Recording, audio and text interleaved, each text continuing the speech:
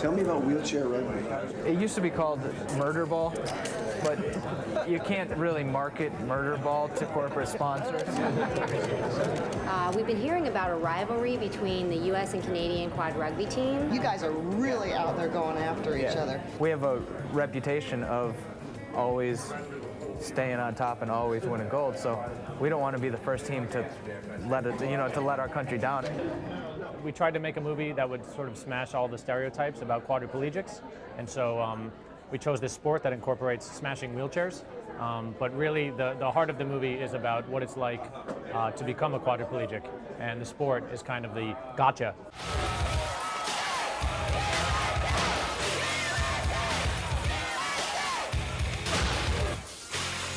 These guys play in sort of Mad Max-looking wheelchairs, and it's highly competitive, and there's a big rivalry between the Canadians and the Americans.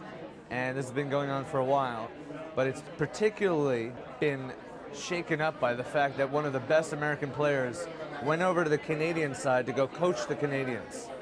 And so that's like throwing oil onto the fire. USA, learn a new way. If Joe was on the side of the road on fire, I wouldn't piss on him to put it out.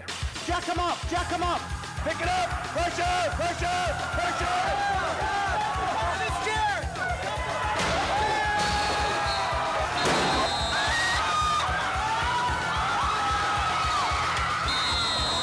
USA, down. In terms of how it looks, we wanted to shoot the film the same way that we wanted to tell the story of the film, which is that a lot of documentaries, I think, are kind of overviews of curious subjects, and we really wanted to make something that was much more character-driven, and the way that it's shot as well is more like a feature film. Not a lot of wide shots, a lot of montage stuff or close-ups. I've been out in clubs, I've been out all over the place, and people will come up to me and they'll shake my hand and say, "Oh, it's good to see you out." And I look at them like, "Good to see me out." Where am I supposed to be? In a closet, hanging out?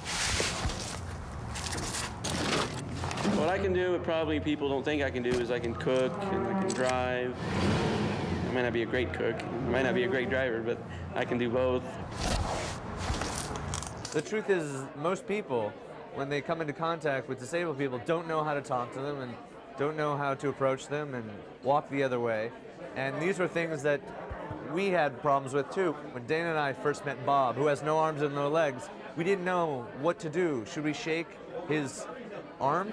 He has no hands. When we first met these guys, we wanted to ask them, how do you guys have sex? Do you guys have sex? How do you guys pick up girls? We tried to make a movie about all the questions that you want to ask, but you don't. And what we discovered, in many ways, they were far more profound and far more in touch with themselves than we are.